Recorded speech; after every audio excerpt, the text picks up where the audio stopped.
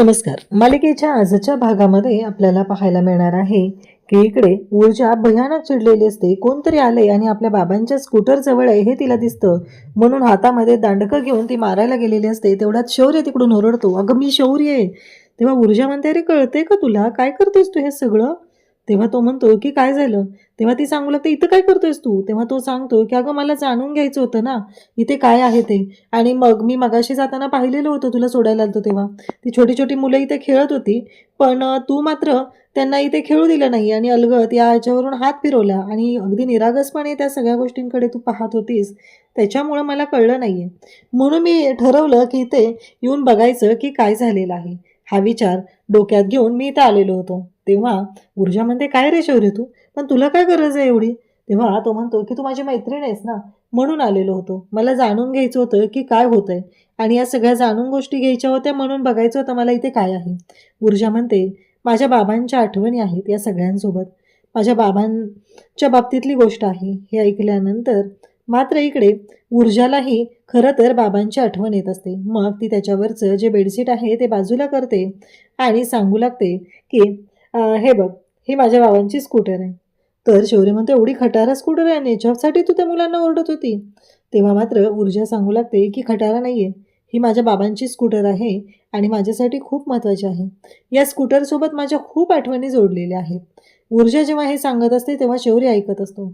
ऊर्जा म्हणते की लहान असताना मी माझ्या बाबांसोबत या स्कूटरवरती बसून खूप फिरायचे. बाबांबरोबर आम्ही फिरायला जायचो. बऱ्याच गोष्टी आमच्यासोबत व्हायच्या. खरं तर खूप छान वाटायचं. बाबा माझे खूप लाड करायचे. आणि मग ऊर्जा सांगू लागते की एकदा ना मी असंच स्कूटरवरती बसलेले होते आणि मग बाबा समोरून आले आणि म्हणाले की कोण स्कूटर चालवतंय? लायसन आहे का तुमच्याकडे? तेव्हा मी बाबांना सांगितलं की नाही, लायसन नाही आहे माझ्याकडे. आणि मग बाबांना प्रश्न पडलेला. मग मात्र बाबा म्हणाले की लायसन नसेल, नियम मोडणार असाल तर अजिबात चालणार नाही.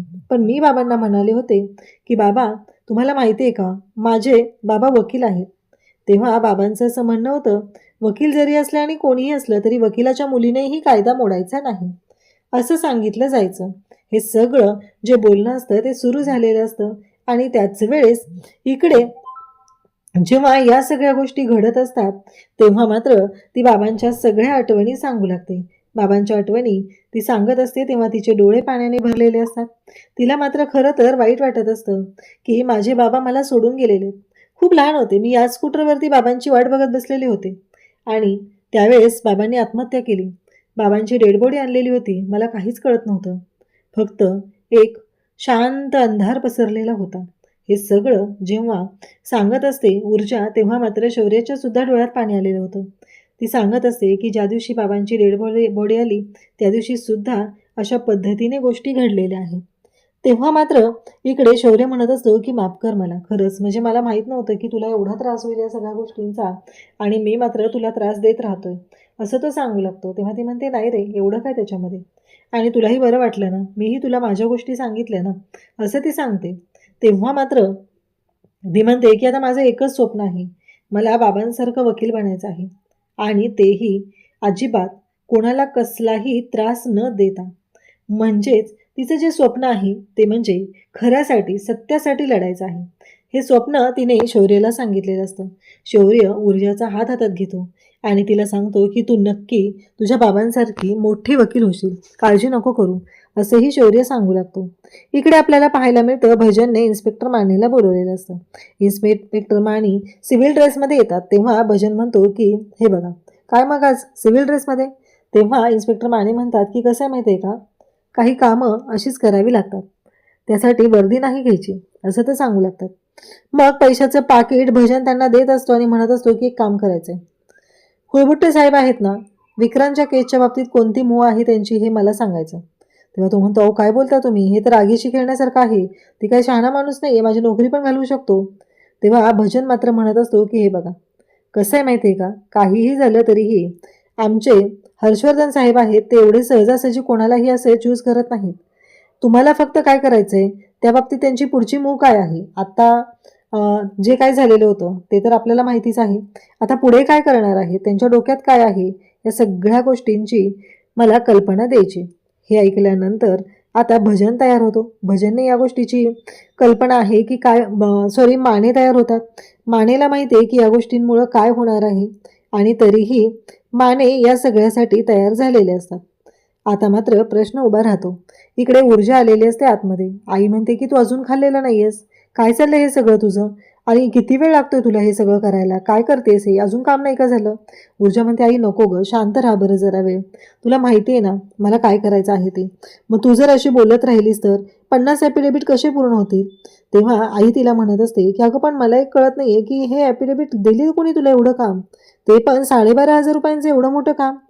म्हणजे मला कळत नाहीये की त्या शौर्यकडे बघून तर मला वाटत नाहीये की त्याच्या घरची परिस्थिती एवढी चांगली आहे. मग त्याला मिळालेलं काम त्याने तुला का दिलं? असं आई तिला विचारत असते. तेव्हा मात्र तिचं म्हणणं असतं की ते कसं आहे माहिती आहे का, त्याने दिलं मला काम. आता दिलेलं आहे तर दिलेलं आहे. त्याच्याकडे एक्स्ट्रा आलं असतील. मग आई विचारते म्हणजे मलाही कळत नाहीये तुमची मैत्री जरा जास्तच वाढत चालली ना गं आता. तेव्हा ती सांगू लागते की हो कसं आहे माहिती आहे का, हिच्या केसच्या निमित्ताने ना रोजच भेटीगाठी होतात ना त्याच्यामुळं. आणि आहे गं चांगला आहे मुलगा तसा आणि साक्षीदार आहे ना आमच्या केसमधला, असं ती सांगू लागते. तेव्हा मात्र आई म्हणत असते की अगं मला एक कळत नाहीये की काय नक्की कोण आहे तो, कुठे राहतो? ऊर्जा म्हणते की आता मला तू जर याच प्रश्नांची उत्तरं विचारत राहिली तर माझं काम कसं पूर्ण होईल सांग बरं. माझं काम पूर्ण होणारच नाहीये आणि हे सगळं कसं करणार आहेस? असं ऊर्जा आईला बोलत असते. आणि मी हे जर काम पूर्ण नाही केलं तर मला चालणार नाहीये. उद्याची माझी डेडलाईन आहे. मला हे काम आजच्या आज पूर्ण करावंच लागणार आहे. असं इकडे ऊर्जा आईला सांगत असते. परंतु आईला आठवत असतं ते वेगळंच. कारण जेव्हा शौर्य घरी आलेला असतो तेव्हा आईने त्याला पाणी दिलेलं असतं. शौर्याने ते पाणी घेतलेलं नसतं. तेव्हा मात्र आई त्याला म्हणते की काळजी करू नका. पिण्यायोग्य आहे ते पाणी, नळाचं असलं तरीही.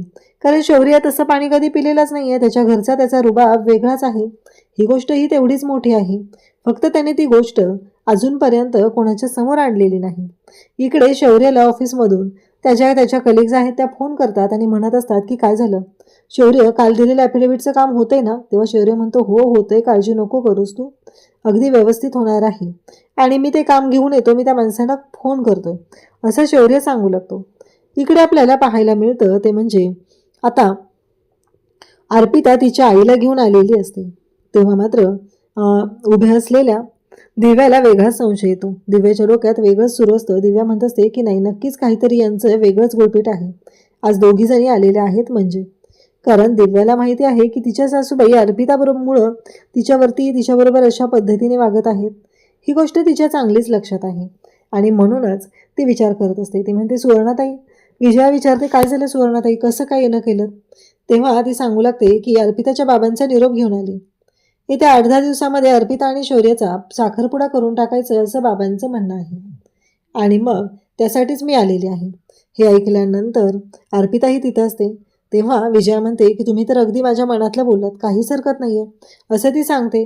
तेव्हा मात्र चाललेलं असतं. पण इकडे दिव्या म्हणते की ते यांचा मुलगा म्हणजे एकाच कार्यात दोन्ही कार्य काढून टाकायची असं ठरलेलं असतं. यांचा मुलगा अजून घरातून जेलमध्ये वरात जाणारे काही कुठं जाणारे माहीत नाहीये आणि यांना मात्र त्याची वरात लग्नात घेऊन जायचं आहे.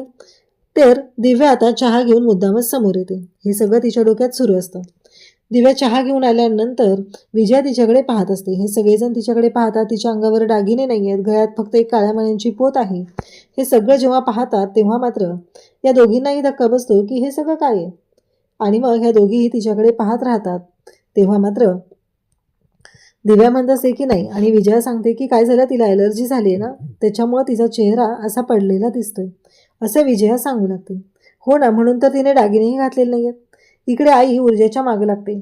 अगं ऊर्जा चल पटकन पाणी भरायचं आहे असं ऊर्जाला सांगत असते.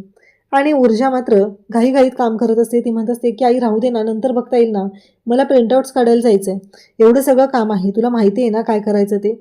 आणि मग काय हे सगळं तू मध्ये मध्ये करतेस. आणि नेमकं आता उठून ती जात असते आणि त्याच वेळी पूर्वाचा पाय घसरतो आणि पूर्वा खाली पडते. विजया उठते आणि पूर्वाला म्हणते की आई काय हे सगळं, काय झालं बघ बरं, किती लागले आता, कशाला एवढी घाई करत असते कामाची असं ती सांगू लागते. तेव्हा मात्र ती म्हणत असते की काही नाही गं. आणि मग आता शौर्य तिथं ऊर्जेच्या मदतीला आलेला आहे, पाणी भरायचं आहे. त्यामुळं शौर्य आता पाणी घेऊन येत असतो. एक हातात बादली हांडा हे सगळं घेऊन आलेलं असतो आणि सगळ्या घरभर पाणी पडलेलं असतं. आता मात्र इकडे ऊर्जाला, त्याचबरोबर ऊर्जाच्या आईला प्रश्न पडलेला असतो. शौर्यला काही ते पाणी ओतता येत नसतं. ऊर्जाला कळतच नसतं की कुठून पकडू आणि काय करू, कारण हा शौर्य जो काय आहे तो काही वेगळाच गोंधळ घालत आहे हे तिच्या लक्षात आलेलं आहे. त्याचबरोबर आईसुद्धा पाहत असते शौर्य आजची उडालेली तारांबळ, कारण शौर्याला या सगळ्या गोष्टींची सवयच नाही आहे. आणि आता ऊर्जा त्याच्या मदतीने ते पाणी घेते आणि ते पाणी टाकीमध्ये ओतून ठेवते, कारण शौर्याने आणलेलं तर आहे पाणी ना, मग ते व्यवस्थित ठेवलं पाहिजे असं तिचं म्हणणं आहे. आणि मग तिने ते पाणी दोघंही मिळून ओततात. तेव्हा शौर्य तिच्याकडे पाहत असतो, ऊर्जा त्याच्याकडे पाहत असते. शौर्यला घरामध्ये साधा पाण्याचा तांब्या भरून घ्यायची गोष्ट माहिती नाही आहे. तो शौर्य आज ऊर्जाच्या घरी येऊन चाळीत पाणी भरू लागत असतो आणि ऊर्जाकडे पाहत असतो. त्याच्या डोक्यामध्ये वेगळेच विचार सुरू झालेले असतात. त्यानंतर ऊर्जा गरमागरम चहा बनवते आणि शौर्यासाठी घेऊन येते.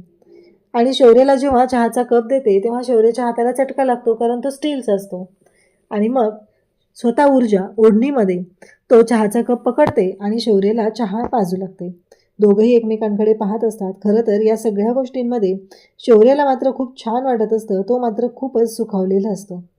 त्याचबरोबर इकडे हे सगळं जेव्हा चालू असतं तेव्हा शौर्य आणि ऊर्जा एकमेकांकडे पाहत असतात.